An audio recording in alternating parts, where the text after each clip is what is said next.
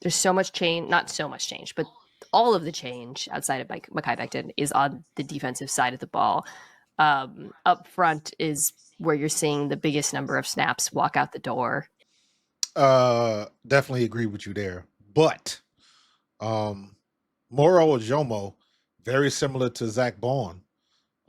Every time he gets in the game, he makes something happen. So we are going to have some turnover there. Milt Williams gone, Brandon Graham retired, Fletch Cox retired. So we got Nolan, Jalen, Jordan, and then Jalix Hunt on the other side.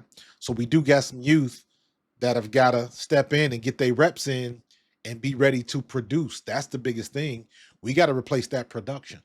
So we do have some young guns on top of the most important piece is what are we doing at linebacker? And we still do have some question marks back there at safety with CJ Gardner-Johnson gone and a loss of Slay. So can't disagree with you. We do have some holes to fill, but I think we got the young guns to do it. You know, Zack Baun's the quarterback of this defense, but he's not just like the quarterback. He's also the straw that stirs the drink, to your point, both in terms of how they rush the passer, how they align their fronts, what he's able to, his versatility was such a weapon last year for Vic Fangio. That's an understatement with Zack Baun because nobody has Zack Baun on their bingo card. Nobody. He was a journeyman special teams player, lost in the sauce down in New Orleans. And the same thing, like I was saying just a minute ago, Zack Baun did not get a lot of snaps at linebacker with the Saints. But when he got in, he made his presence felt. And that's exactly what he did up here. Knew where he was supposed to be, knew what he had to do, and just did it. Picked up the defense relatively fast, built the trust with Vic Fangio. And every time you needed that dude to make a play, damn it, he made that play. Look at what happened in the Super Bowl.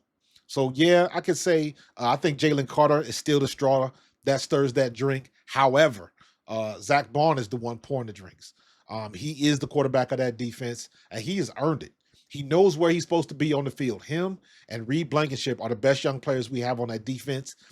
They might not be the biggest, strongest, fastest, but they know where they are supposed to be on that field at all times. And also, yes, the fact that he might have a young starter next to him. Well, two young starters in Trotter and then Jihad Campbell when he plays. August, by the way, I was actually like, that's actually better than I thought when I heard that. I thought, he might not even see the field this summer. So that has actually made me a little bit optimistic. Absolutely. Jihad is way ahead of schedule. Nakobe Dean is a little bit ahead of schedule, but they're going to take Nakobe Dean a little bit slower. They're going to make sure about it because we all remember what happened with RG3 running down the field, trying to make people think that his knee was healed. And the minute he started to, go left and right, he had issues. So I think Nakobe Dean and the training staff are going to be ready for that. But Jihad Campbell is way ahead of schedule, and they're still kind of tempering him back just a little bit. They don't want to make any mistakes. And he can kind of sit back and watch and figure out what he's got to do. So I agree with you. Jihad is ahead of schedule, but don't get it twisted. The Eagles are taking their time with him because he is a piece that you don't want to get screwed up. You don't want to get him re-injured. We got guns in place. We are reloaded. So you don't need to fire that bullet right away. Give Jihad time to heal up the right way. So when he comes in, he can come in and make an impact immediately. That would be my concern. I will say, though, I feel like older backers, there's something about, like, because the position is so mental at this point, when it clicks for them, they can sustain that level of play. Thinking about like Demario Davis in New Orleans just for years after the Jets being so good. I see what you're saying. Experience and maturity, you got to look at it like that. I don't think it's, when they get older, they're not as fast. So they really need to know where they're supposed to be. So from that standpoint, I understand what you're saying. But I mean, the young guns are going to come in there and run all over the place and make plays. But to your point, the vets, they got to sit back, kind of direct traffic and know where they're supposed to be. So when their time comes to make the play, they can make the play. what they have good coaching, and they, because actually the other thing is that you still have Jalen Carter, Jordan Davis, these young guys who played well in limited reps last year. So it's not like a total wholesale reworking of the defensive line.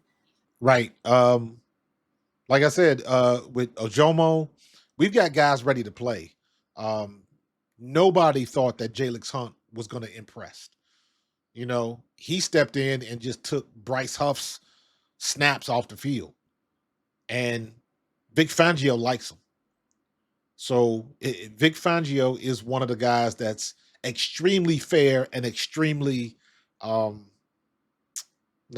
like he's extremely to the point, almost disrespectfully so. Like he's very blunt. Let me say it like that. He's very blunt, but he's very matter of fact. So there is no misunderstanding when you're dealing with Vic Fangio. He will let you know where you stand, what you need to do to get on the field. And if you ain't getting it done, you ain't seeing the field. And that has been proven. So I think we are fully reloaded on the Eagles defense. I think Moro Ojomo is going to be better than most people really understand. We might end up in the same position again where he balls out above and beyond what anybody expected, and he's going to be looking for his payday.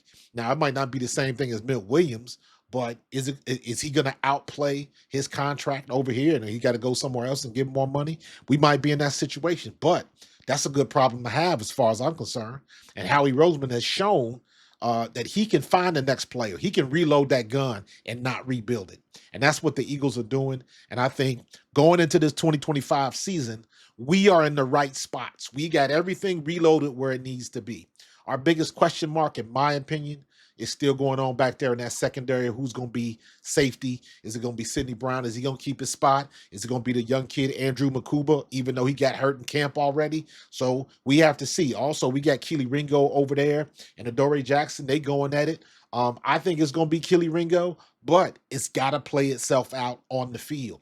That's why I can't wait till we finally get into these preseason games and the Eagles can start hitting some guys in different color jerseys so we can really see what's what.